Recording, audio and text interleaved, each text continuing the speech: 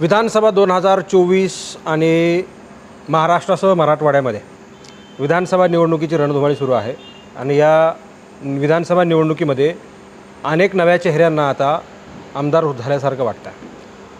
पूर्वीच्या काळामध्ये म्हणजे आजपासून जवळजवळ 3 ते 4 दशकापूर्वी राजकारणामध्ये यायचं म्हटलं की जुने जाणते नेते म्हणायचे राजकारण फार गलिच्छ आहे, राजकारण फार घाणेरडं आहे आणि म्हणून राजकारणात येऊ नये.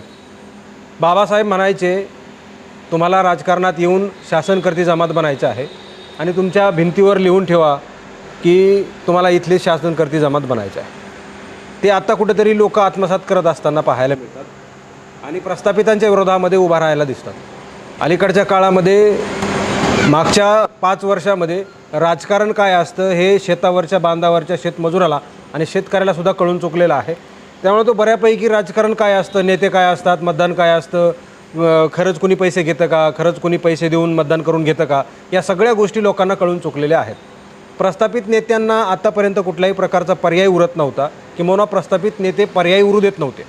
स्थानिक नेत्यांना ह्या सगळ्या गोष्टी फार सोप्या जायच्या. अलीकडच्या काळामध्ये उमेदवार हे फक्त प्रस्थापित नेते किंवा प्रस्थापितांचे वंशज असायचे.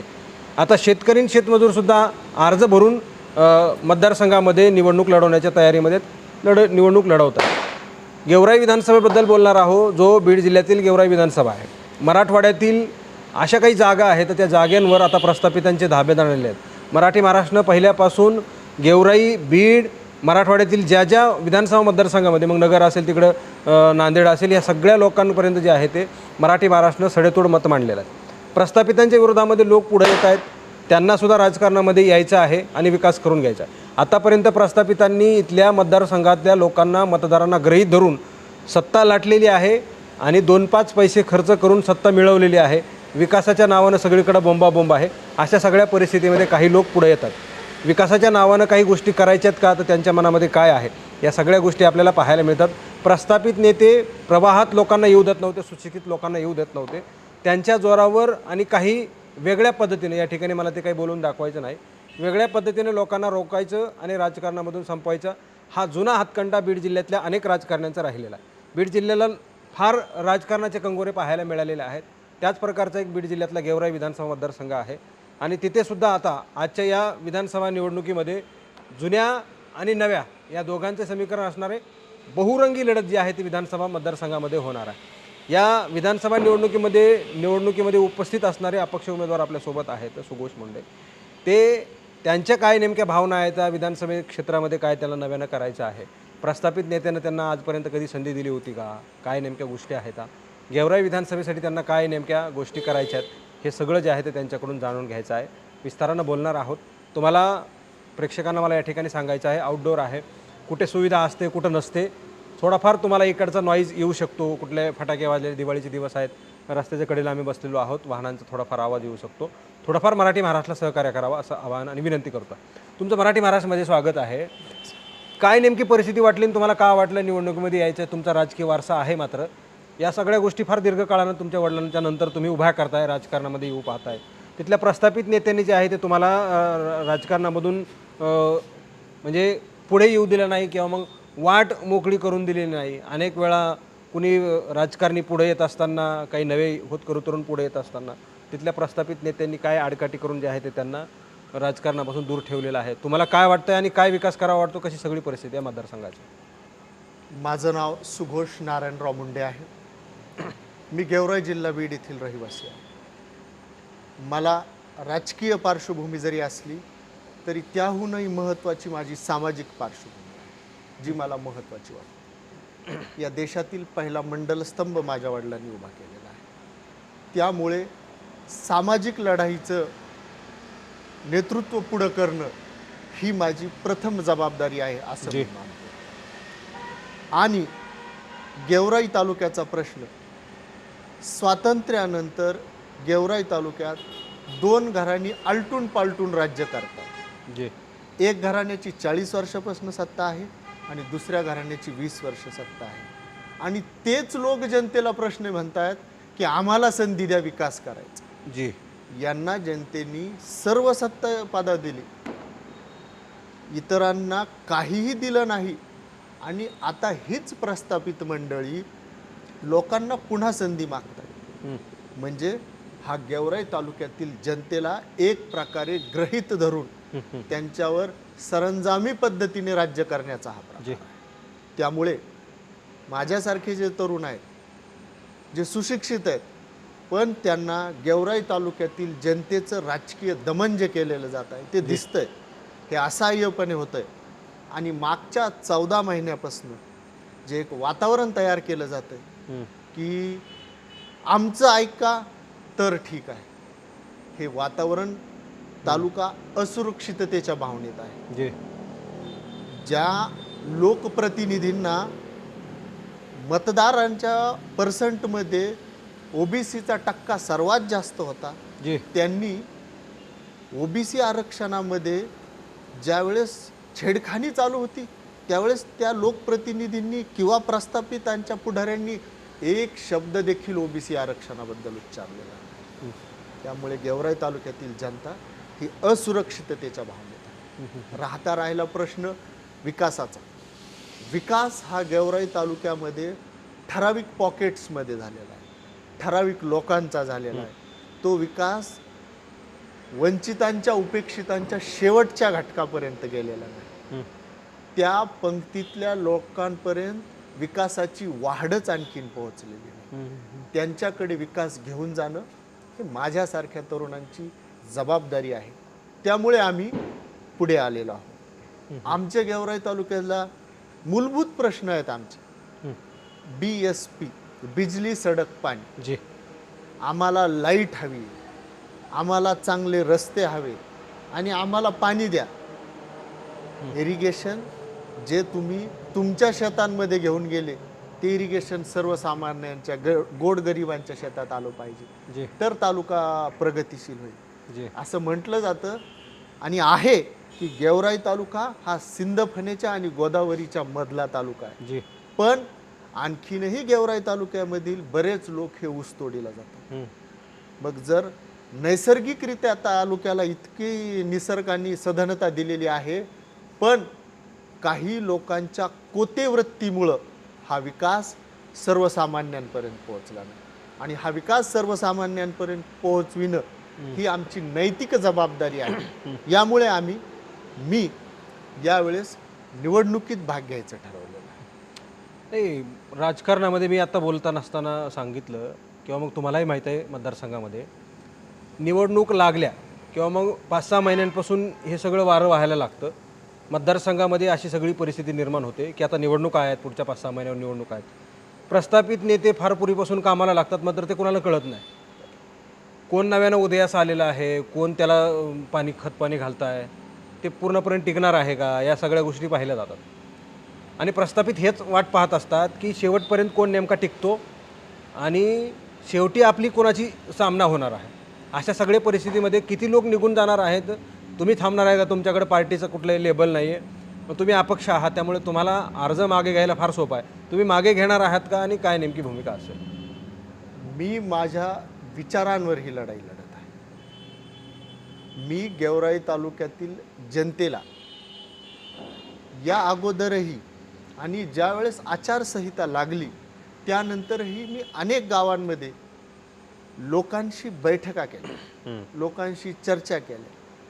आपण जो म्हणतो की तालुक्यातील समाजातील काही घटक असतो की जे ठरवत असतात की आपण काय केलं पाहिजे, काय असलं पाहिजे, त्या सर्वांशी चर्चा केल्यावर त्यांचं असं मत आहे की चांगले चेहरे हे राजकारणात आले पाहिजे. आणि चांगल्या चेहऱ्यांना जर पक्षीय राजकारणात गुंतवाल तर त्यांचं वेळ हा तिथंच संपून जातो आणि नंतर त्याला प्रवाहाच्या बाहेर असं फेकलं जातं की आता नाही, आता तर नवतरुणांना संधी द्यायची. आणि नवतरुण हे फक्त प्रस्थापित घरातीलच मुलं असतात. त्यामुळे यावेळेस मी अपक्ष म्हणून निवडणुकीचा फॉर्म टाकला. तुम्हाला कसं सहकार्य मिळणार आहे? आता तुमच्या मतदारसंघामध्ये तुम्हाला आता विचारलं तर सांगितलं जवळजवळ 30 ते 40 उमेदवार आहेत. मागे घेतील त्यापैकी 10 पद, मात्र मातब्बर तुमच्यासारखे उमेदवार जवळजवळ 10 ते 15 राहतील मतदारसंघामध्ये. पूर्वीसारखं नाही आहे. मी सुरुवातीला सांगितलेलं आम्हाला सगळं राजकारण कळतं. गेल्या 10 वर्षापासून जे आहे ते प्रस्थापित नेत्यांच्या विरोधामध्ये कोणी उमेदवारी अर्ज दाखल करत नव्हतं. आता लोक हुशार झालेले आहेत, निवडणुका कशा लढवाव्या लागतात, मतं कशी मिळवायची असतात, काय भाषणं असतात, काय सभा असतात, हे सगळ्या लोकांना माहीत आहे. तरीसुद्धा निवडणूक लढवणं सोपं नाही आहे. तुमच्यासोबत तुमच्यासमोर असणारे बलाढ्य नेते आहेत, कारखानदार आहेत, संस्थानिक आहेत, पैशावाले आहेत, ह्या सगळ्या गोष्टी. आणि राजकारणामध्ये अलीकडच्या काळामध्ये जरी चौकट निवडणूक आयोगाच्या प्रमाणे ती माहिती भरत असतात, मात्र त्याच्याही पेक्षा पलीकडे जाऊन ते अव्वाच्या सव्वा किंमत उरचून पैसे खर्च करतात. या सगळ्या गोष्टी तुम्हाला किती पुरणार आहे, तुमच्याकडे किती पैसा आहे आणि कसं शक्य आहे हे सगळं? निवडणूक लढवण्यासाठी जी साधनं लागतात ती माझ्याकडे आहे. माझ्याकडे इतरांसारखी गडगंज नाही आणि इतरांसारखं प्रदर्शन करून मिरवण्यात मला देखील आवड नाही. मी माझ्या साधेपणाने, मी माझ्या विचारांनी, मी माझे विचार जनतेपुढे ठेवणार आहे जी. आणि जनतेला त्यातील जे योग्य वाटेल जनतेने त्यावर निर्णय घ्यावा. या विचारांनी, या भावनेने मी ही निवडणूक लढवली. लोक तुमच्या म्हणण्याप्रमाणे वागतील का, की लोक यावेळेस प्रस्थापितांचं ऐकणार नाहीत, पैशावर किंवा मग कुठल्या एखाद्या भूलथापाला बळी पडणार नाहीत? या सगळ्या गोष्टीसाठी तुमची आखणी काय आहे? लोकांना काय मेसेज देणार आहेत? तुम्ही तर सत्तेमध्ये नव्हता, मागच्या 30-40 वर्षांपासून तिथले तुम्ही सांगितल्याप्रमाणे 2 घराणे राज्य करतायत. या सगळ्या लोकांनी काय चुका केलेल्या आहेत आणि मतदारसंघामध्ये काय प्रश्न तुम्हाला नेमके काय पडलेले आहेत, की विकासाची कामं असतील, मग शेतकऱ्यांचे असतील, रस्ते असतील, विद्यार्थी असतील, बेरोजगार असतील, एखादा मोठा नवा प्रकल्प आणायचा असेल, काय वाटचाल झालेली आहे का त्याची? मागच्या 30 वर्षामध्ये गेवराई तालुक्यामध्ये एकही मोठा प्रकल्प आलेला नाही. तीच लोक सत्तेत आहेत, परंतु प्रगती किंवा विकास ह्या ठराविक ठिकाणीच संकुचित झालेले आहे. आणि राहिला प्रश्न तरुणांचा. सर्वात जास्त बेरोजगारी जमिनी चांगल्या असूनही गेवराई तालुक्यात आहे. गेवराई तालुक्यात तर अशा काही गोष्टी आहेत, आता मला त्या कॅमेऱ्यापुढं सांगता यायच्या नाही, की त्याच्यासाठी गेवराई तालुका हा असुरक्षिततेच्या भावनेत आहे. बरं.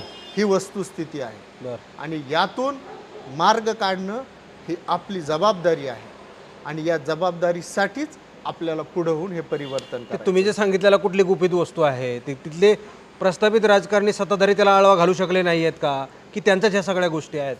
प्रस्थापित पुढारी कळत न कळतपणे त्यांचा अदृश्यपणे त्यामध्ये सहभाग आहे. कारण ज्या अर्थी ते ह्या गोष्टीला प्रतिबंध करत नाहीत, म्हणजे काही का असेना अदृश्य मार्गाने का होईना ते याचे कदाचित लाभार्थी देखील असू शकतात. जी.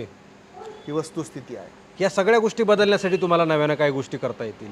मतदारसंघामध्ये शक्य आहे का? आणि सगळी परिस्थिती असताना तुम्हाला काय वाटतं, या सगळ्या गोष्टी शक्य आहे का? म्हणजे तुमच्यासाठी शक्य आहे का? ह्या गोष्टी आज शक्य आहेत. कारण एकंदर जे महाराष्ट्रात मागच्या 1 ते 1.5 वर्षापासून जे राजकीय वातावरण झालेलं आहे, 2.5 वर्षापासून जी राजकीय अस्थिरता आहे, त्यामुळे बडी लोक प्रस्थापित हे आज हादरलेले आहे. त्यामुळे ही योग्य वेळ आहे या प्रस्थापितांना बाजूला करण्याची, असे मला नाही, गेवराई तालुक्यातील जनते. मला जितकी माहिती आहे गेवराई विधानसभा मतदारसंघापैकी, तितक्यापैकी तुमच्यासारखे किंवा मग इतर ओबीसी जे आहेत ते जवळजवळ 3 ते 4 उमेदवार आहेत. ते मयुरी खेडकर एक कुठेतरी आहेत, आणि दुसरीकडं आणखी एक खेडकर आहेत. दोन्ही खेडकर असल्यामुळे, आणि प्रस्थापित 2-3 आहेत.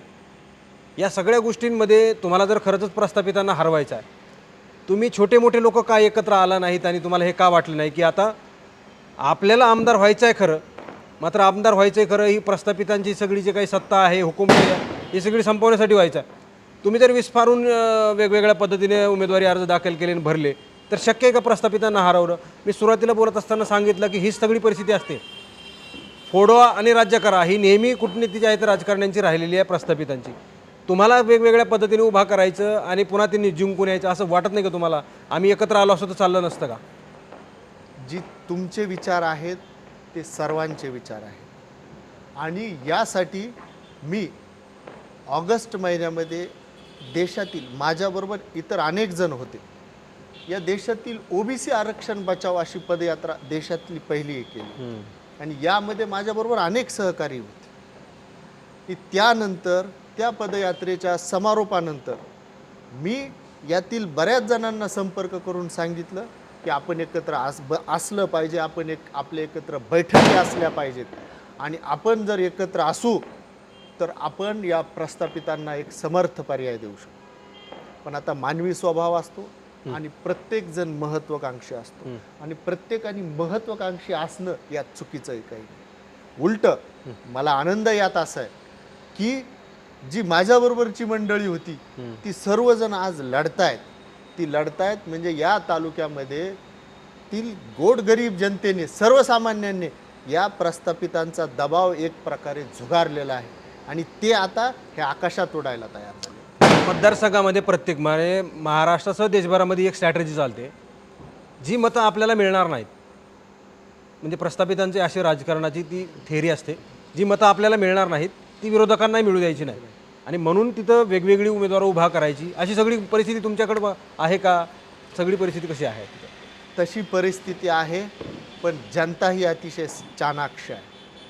ती सर्व उमेदवारांमधनं त्याच उमेदवाराच्या पाठीमागे राहील जो उमेदवार कधीही प्रस्थापितांच्या दारात गेलेला नसेल, जो उमेदवार कधीही प्रस्थापितांच्या दबावाला बळी पडणार नाही, जो उमेदवार कधीही प्रस्थापित विकत घेऊ शकणार नाही, अशा योग्य आणि गेवराई तालुक्याला योग्य पर्याय देईल अशा व्यक्तीच्या पाठीमागं गेवराई तालुका उभा राहील हा विश्वास मला. तुमच्या वयाच्या काळापर्यंत राजकारणापर्यंत अनेक काही गोष्टी घडलेल्या आहेत, तुम्हाला राजकारण बरंचसं माहीत असेल कदाचित.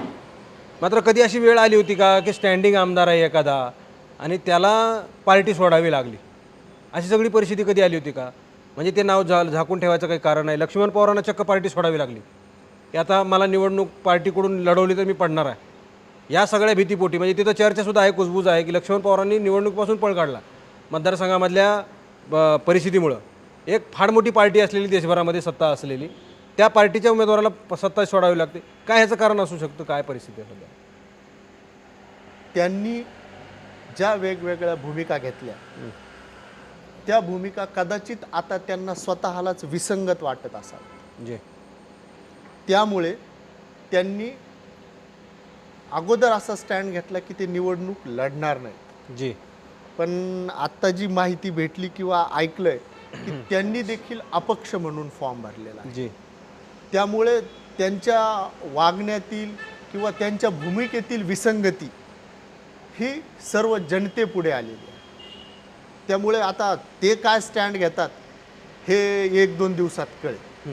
पण ही खूप मोठी गेवराई तालुक्यातील जनतेच्या दृष्टीने गोष्ट आहे की त्यांचे सध्याचे सत्ताधारी आमदार हे असं स्टँड घेतात. नाही, मग ही कुठेतरी जनतेची दिशाभूल आहे का? त्यांना मानणाऱ्या लोकांची दिशाभूल आहे का? गेवराई मतदारसंघामधल्या मतदारांची दिशाभूल आहे का? तुम्ही स्टँडिंग आमदार आहेत, तुम्ही 5 वर्ष आमदार राहिलेला आहेत, तुम्ही विकास कामं करू शकलेला नाही आहेत का? लोकांच्या तुम्ही जे कामं केलेली आहेत ती घेऊन पुढे जाऊ शकत नाहीत का? अशी सगळी परिस्थिती आहे का तिथं?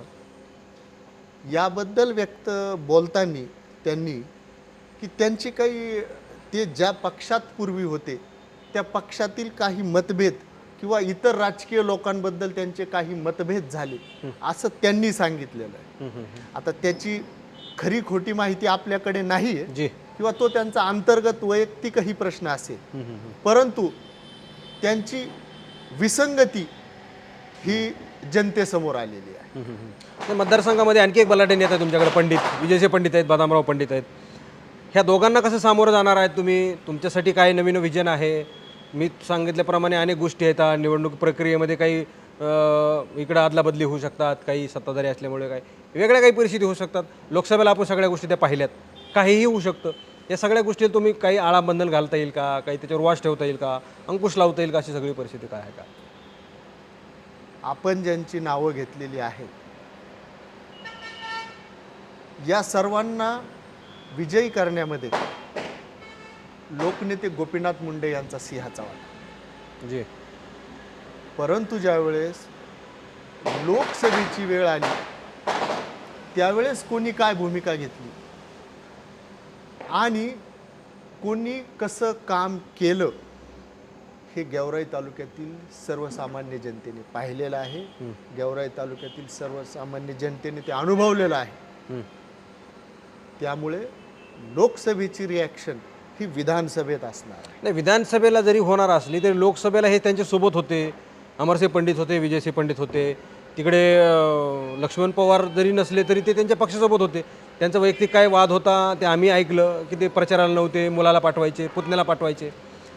ह्या सगळ्या गोष्टी ते मी लोकसभेला सुद्धा होते. असं कसं म्हणता येईल की ते सोबत नव्हते आणि त्यांनी काही वेगळा विचार केलेला आहे? या सर्व गोष्टी आपल्यापेक्षा जनतेने जास्त अनुभवलेल्या जी. आणि लोकसभेच्या निकालानंतरच गेवराई तालुक्यातील जनतेने विधानसभेचं चित्र हे तयार केलं. आता ज्या महायुतीमध्ये ते आहेत, म्हणजे ज्या महायुतीचे उमेदवार आहेत विजयसिंह पंडित, त्यांच्याच पक्षामधल्या भारतीय जनता पार्टीच्या नेते आहेत पंकजा मुंडे, आता आमदार झाल्यात विधानसभेला पराभूत झाल्यानंतर लोकसभेला. त्या प्रचाराला तिथं येऊ शकतात का? आणि कितपत याची शात होते की मग कितपत गॅरंटी तुम्हाला वाटते की त्या येतील? आता तुम्ही जर बोलत असताना सांगितलं की लोकसभेला काय झालं, कोणी काय केलं, या सगळ्या गोष्टीत हे खरं जर त्यांना वाटत असतील तर येणार आहे का? त्यांच्या प्रचारासाठी येऊ शकतात का? कसं शक्य आहे ते सगळं? आता तो त्यांचा युती आघाडीचा म्हणजे काय जे असेल त्या याप्रमाणे त्या कदाचित येतील. कदाचित त्यांनाच प्रचाराचं नारळ फोडवण्यासाठी बोलवलं जाईल, जी. असेही प्रकार होतील. परंतु जनता सुज्ञ आहे, जनता सुज्ञ आहे आणि जनताच काही गोष्टीचा हिशोब घेणार. तुम्ही मुंडे आहेत, त्याही मुंडे आहेत. तुम्हाला कसं सहकार्य असणार आहे त्यांचं? काही पडद्यामागून काही सहकार्य आहे का? जर विधानसभेची जर तुम्ही आत्ता जर सांगितलं लोकसभेसारखं, तसं जर त्यांना खरंच काही तिकडं माहिती असेल किंवा मग काही गोष्टी घडलेल्याच असतील तर त्यांना इकडं काही सांगायची परिस्थिती होऊ शकते का? विधानसभेला त्यांना जागा दाखवायची काही व्यवस्था होऊ शकते का? त्यांना काय भूमिका घ्यायची तो त्यांचा अधिकार आहे. परंतु म्हणजे काहीही भूमिका घेऊ शकतात त्या. परंतु ते त्यांचं स्वातंत्र्य आहे. जी. परंतु जनतेला काय भूमिका घ्यायची ती भूमिका जनता घेणार आहे, कारण लोकशाहीमध्ये जनता सुप्रीम आहे आणि जनता योग्य भूमिका घेईल हा विश्वास मला. गेवराईकर कोणासोबत आहेत आणि त्यांच्या काय मूड आहे नेमका? गेवराईकर हे सर्वसामान्य जनतेबरोबर, जो माणूस त्यांच्या प्रश्नांना वाचा फोडेल, जो माणूस त्यांच्याबरोबर त्यांच्या सुखदुःखामध्ये समरस होईल, गेवराई तालुक्यातील जनता ही त्यांच्याबरोबर. शेवटचा प्रश्न असणार आहे.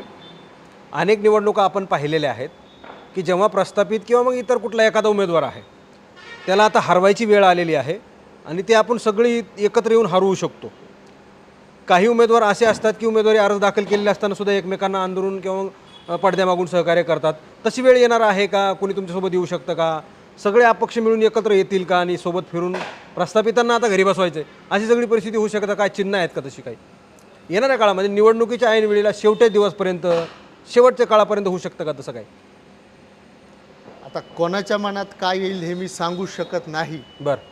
परंतु गेवराई तालुक्यातील जनतेच्या हितासाठी आणि या प्रस्थापितांना बाजूला करण्यासाठी, आपलं आरक्षण, आपला सामाजिक न्याय मिळवण्यासाठी सर्वांनी एकत्रित यावं, सहकार्य करावं अशी अपेक्षा माझी सर्व.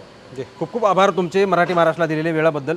आणि गेवराई विधानसभेचं राजकारण आम्ही पाहिलेलं आहे, बऱ्याचशा काळापासून ते चालत आलेलं आहे. मी सांगितल्याप्रमाणे 30 ते 40 वर्षांपासून ह्या सगळ्या गोष्टी फक्त तिथल्या 2 ते 3 कुटुंबांच्या बाहेर गेलेल्या नाही आहेत. पुन्हा एकदा ते सत्तेमध्ये येऊ पाहत आहेत. मुळामध्ये राजकारणामध्ये येत असताना अनेक कंगोरे आणि अनेक बाबी, अनेक हातखंडे, अनेक काही गोष्टी करून राजकारणातले मातब्बर लोक सत्तेमध्ये बसतातच, अशी सगळी परिस्थिती आहे. काहीही केल्यानं त्यांना रोखता येत नाही आहे. मात्र अलीकडच्या काळामध्ये काहीसा प्रयत्न करता आलेला आहे लोकांना, अशी सगळी परिस्थिती आहे. येणाऱ्या काळामध्ये गेवराईमध्ये प्रस्थापितांच्या हातून सत्ता काढायची आहे, त्यांना सत्तेमध्ये बसूच द्यायचं नाही, अशी सगळी परिस्थिती निर्माण होते का हे आता पाहावं लागणार आहे. प्रस्थापितांच्या विरोधामध्ये जेव्हा काही जास्त उमेदवार उभा राहतात तेव्हा त्यांच्याकडे असलेली ठराविक वोट बँक ही त्यांना सत्तेमध्ये नेऊन बसवते. मात्र अशी सगळी परिस्थिती येणाऱ्या काळामध्ये होते का हे सुद्धा आता पाहावं लागणार आहे. कॅमेरा पर्सन अनिल दाहेगुडेंसह मी संग्राम धनवे, मराठी महाराष्ट्र न्यूज, गेवराई.